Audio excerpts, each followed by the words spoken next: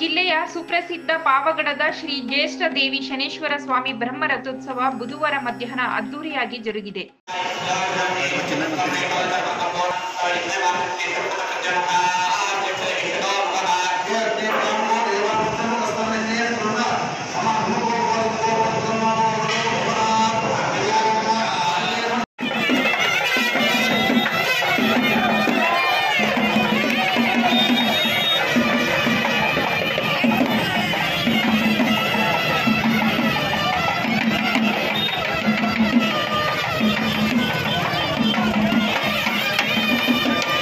ಮಾಘ ಶುದ್ಧ ಹುಣ್ಣಿಮೆ ಪ್ರಯುಕ್ತ ಶನೇಶ್ವರ ದೇವಸ್ಥಾನದಲ್ಲಿ ಏರ್ಪಡಿಸಿದ್ದ ಬ್ರಹ್ಮ ರಥೋತ್ಸವಕ್ಕೆ ಪಾವಗಡ ಶಾಸಕ ಎಚ್.ವಿ. ವೆಂಕಟೇಶ್ ಅವರು ಚಾಲನೆ ನೀಡಿದ್ದು, ನೂರಾರು ಸಂಖ್ಯೆಯ ಭಕ್ತರು ಈ ಕ್ಷಣಕ್ಕೆ ಸಾಕ್ಷಿಯಾದರು.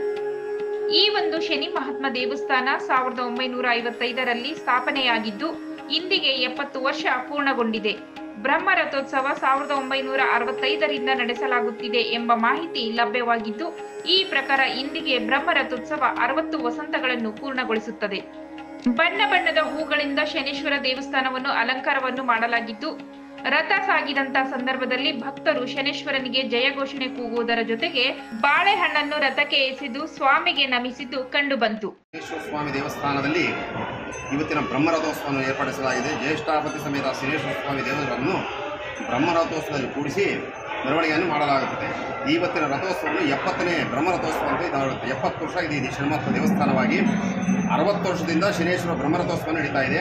ಇಲ್ಲಿ ಬಂದ ಬ್ರಹ್ಮರಥೋತ್ಸವ ದರ್ಶನ ಮಾಡಿ ಶನೇಶ್ವರನ ದರ್ಶನ ಮಾಡಿದ್ರೆ ನಮಗೆ ಏನೇ ಒಂದು ಶನಿದೋಷಗಳಿದ್ರೆ, ಪಂಚಮ ಶನಿ, ಅಷ್ಟಮ ಶನಿ, ಸಪ್ತಮ ಶನಿ, 7ನೇ ಶನಿ ಕಾರ್ಯಗಳಿದ್ದರೆ ನಮ್ಗೆ ಏನೇ ಸಮಸ್ಯೆಗಳಿದ್ರು ಇವತ್ತಿನ ದಿನ ಶನೇಶ್ವರನ ದರ್ಶನ ಮಾಡಿ ಬ್ರಹ್ಮರಥೋತ್ಸವ ಸ್ಪರ್ಶ ಮಾಡ್ಕೊಂಡು ಹೋದರೆ ನಮ್ಗೆ ಏನೇ ಒಂದು ಕಷ್ಟಗಳಿದ್ರೆ ಎಲ್ಲ ಪರಿಹಾರವಾಗುತ್ತೆ.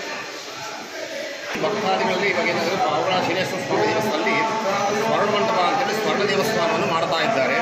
ಭಕ್ತಾದಿಗಳು ಯಥಾಶಕ್ತಿಯಾಗಿ 8,500 ರೂಪಾಯಿ 1 ಗ್ರಾಮ್ ಬಂಗಾರ ಇಲ್ವಾ 8,500 ರೂಪಾಯಿ ದುಡ್ಡು ಆಗಿಬಿಟ್ರೆ ಅವರ ಹೆಸರಲ್ಲಿ ಒಂದು ಬಂಗಾರದ ರೇಖೆ 1 ಗ್ರಾಮ್ ಬಂಗಾರದ ರೇಖನ್ನು ದೇವರಿಗೆ ಅಳವಡಿಸಲಾಗುತ್ತದೆ. ಆ ಯಥಾಶಕ್ತಿಯಾಗಿ ಅವರು ಎಷ್ಟು ಯಥಾಶಕ್ತಿ ಅವ್ರಿಗೆ ಏನು ತೋರಿಸಿದ್ರೆ ಅಷ್ಟು ಬಂಗಾರವಾಗಲಿ ಅನುರೂಪವಾಗಲಿ ಕೊಟ್ಟು ದೇವರಿಗೆ ಪಾತ್ರರಾಗಬೇಕಾಗಿ ಆಗ್ತದೆ. ರಥೋತ್ಸವದ ಸಂದರ್ಭದಲ್ಲಿ ಎಸ್ಎಸ್ಕೆ ಸಂಘದ ಅಧ್ಯಕ್ಷ ಆನಂದ್ ರಾವ್, ಇತರೆ ಸಂಘದ ಪದಾಧಿಕಾರಿಗಳು ಭಾಗವಹಿಸಿದ್ದರು. ರಥೋತ್ಸವದಲ್ಲಿ ಯಾವುದೇ ರೀತಿಯ ಅಹಿತಕರ ಘಟನೆಗಳು ನಡೆಯದ ಹಾಗೆ ಪಾವಗಡ ಪೊಲೀಸರಿಂದ ಪೊಲೀಸ್ ಬಂದೋಬಸ್ತ್ ವ್ಯವಸ್ಥೆ ಏರ್ಪಡಿಸಲಾಗಿತ್ತು.